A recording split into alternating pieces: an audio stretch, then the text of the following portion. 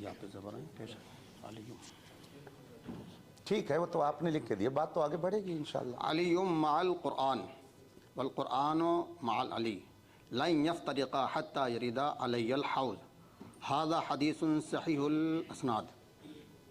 ترجمہ یہ ہے علی قرآن کے ساتھ ہے اور قرآن علی کے ساتھ ہے، یہ ہرگز اس وقت تک جدا نہیں ہوں گے جب تک کہ حوض کوثر پر نہ پہنچ جائے۔ ھذا حدیث صحیح الاسناد، یہ حدیث اسناد کے اعتبار سے صحیح ہے۔ سن لیا آپ لوگوں نے؟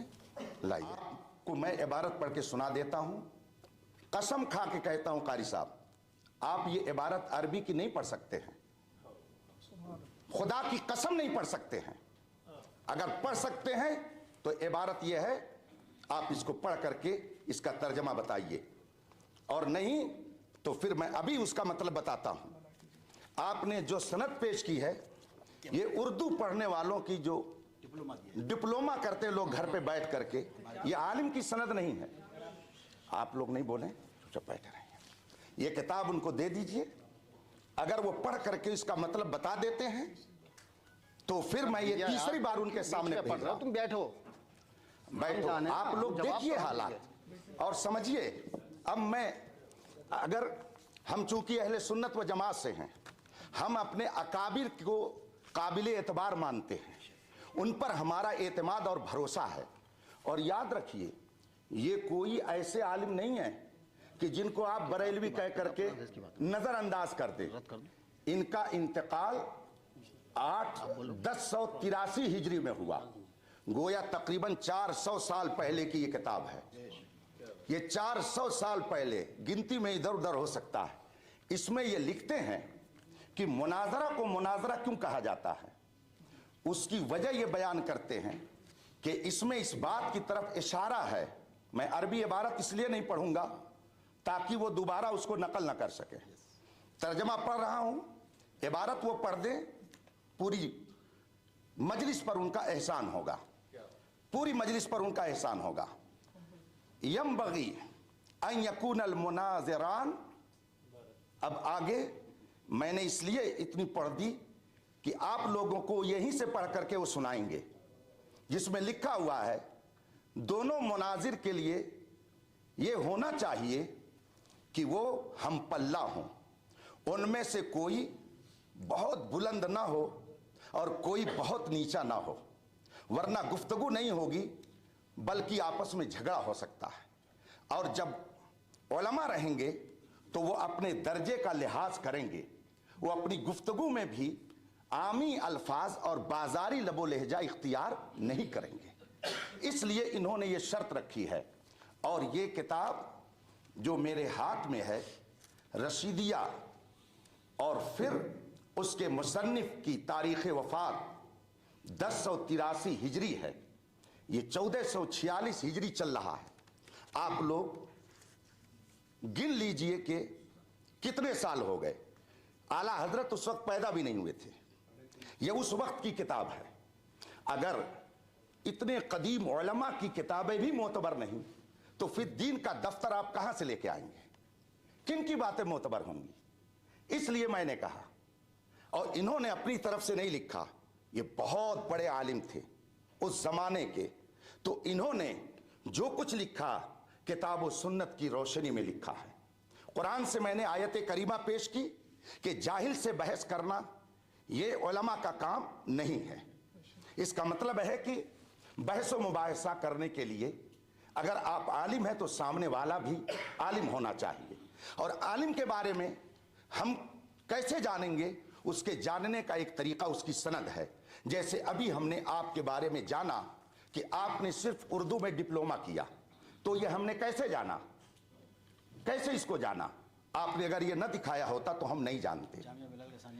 اس کا مطلب یہ ہے کہ جو دوسری جماعت کے عربی مدارس میں پڑھنے والے طلباء سند حاصل کرتے ہیں، آپ نے وہ سند حاصل کی۔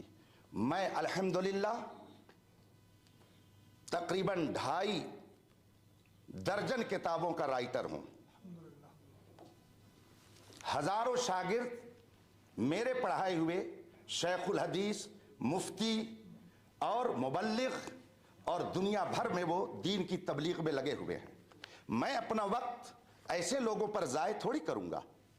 मैं अभी इन हजरात की दावत पर इसलिए आया कि कुछ हजरात ये कहते हैं कि सुन्नी उलमा के पास कोई मुनाजरा करने वाला नहीं है, वरना मैं परसों से बेदार हूं और अभी सफर करके मुझे एक बड़े दारुल उलूम में जाना है, अल जामिअतुल इस्लामिया रौनाही में रात में खिताब करना यूपी के अंदर।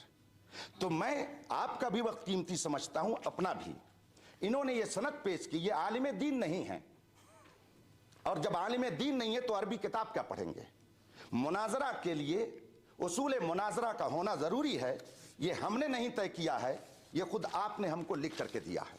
तो जो 8 शर्तें आपकी हैं, आप इन शर्तों के बारे में बताइए, इनमें से किसी एक शर्त के बारे में बताइए कि ये कुरान में है या हदीस में है। अगर नहीं है तो आपने ये 8 शर्तें लिख करके हमारे पास भेज करके गोया कुरान की भी मुखालफत की और हदीस की भी मुखालफत की, और फिर आपने ये सनद पेश की। आपने मुझसे कहा जब हुजूर के ज़माने में सनद नहीं थी तो मांगते क्यों हैं, तो आपने एक यूनिवर्सिटी से जाके क्यों मांगा? आपने भी तो रसूल पाक के अक़वाल की मुखालफत की। हम दारुल उलूमों में जा करके रसूल पाक का इल्म जहां पढ़ाया जाता है वहां भीख मांगते हैं, और आप कहीं और जा करके भीख मांगते हैं। फर्क यह है इल्म में, हम इल्म मुस्तफ़ा हासिल करते हैं दारुल उलूमों में जहां पे वाकई रसूल पाक का इल्म पढ़ाया जाता है, और आप जा करके यूनिवर्सिटी से सिर्फ सनद लेते हैं।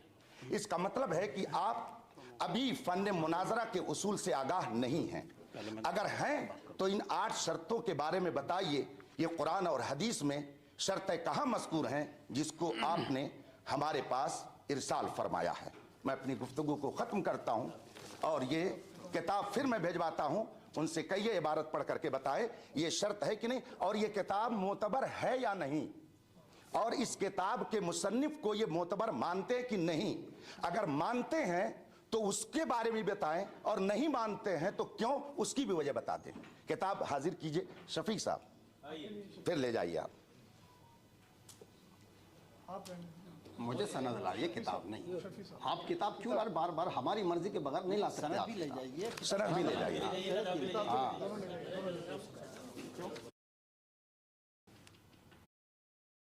काम कर रहे हैं रहमतुल्लाहि व बरकातहू।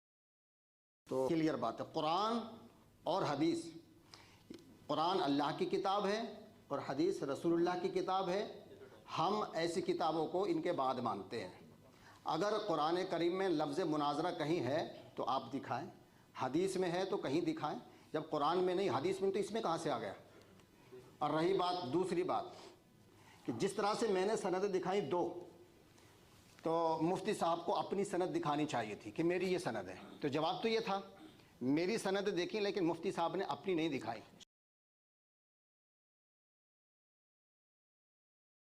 तो नहीं आए हैं। और रही बात ये कि आप जाहिल कह रहे हैं, मैं अल्हम्दुलिल्लाह कुव्वते हाफिजा सही रखता हूं, मैंने आपको जाहिल नहीं कहा है।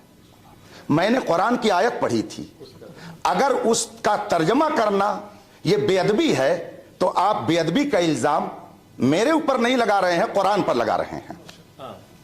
और आपने कितनी बड़ी बात ये कह दी कि ये बेअदबी कर रहे हैं। मैं कुरान पढ़ करके सुनाऊं, कुरान ने फरमाया व इज़ा ख़ातबहुमुल जाहिलून क़ालू सलामा। तो क्या कुरान ने जाहिल कह करके लोगों की बेअदबी की है? अगर हमने बेअदबी की तो ये बेअदबी कुरान ने पहले की है।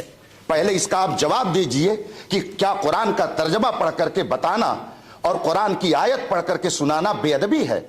और फिर आपने इसे जो गलत पढ़ा, तो गलत पढ़ने की बुनियाद पर क्या आपने अइम्मा मुहद्दिसीन की तरफ एक गलत बात की निस्बत नहीं की?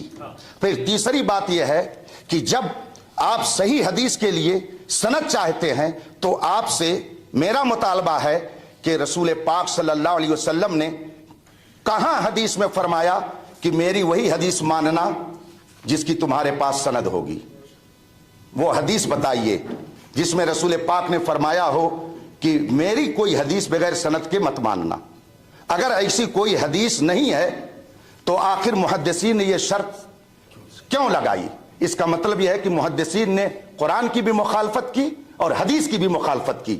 और अगर आपके नजदीक قرآن کی اور حدیث کی مخالفت کرنے والے یہ محدثین ہو سکتے ہیں، تو پھر ہم کو کہنے دیجئے کہ سامنے والا مخالف ہو سکتا ہے قرآن و حدیث کا، مگر امام بخاری، امام ذہبی، علامہ ابن حجر اسقلانی جیسی شخصیتیں غلط نہیں ہو سکتی۔ اس لیے انہوں نے جو شرط لگائی ہے اور آپ نے ہم کو لکھ کر کے دیا ہے، یہ خود اس بات کا اظہار ہے کہ علمی گفتگو کے لیے سند درکار ہے۔ ینبغی کا لفظ آپ نے استعمال کیا کہ یہ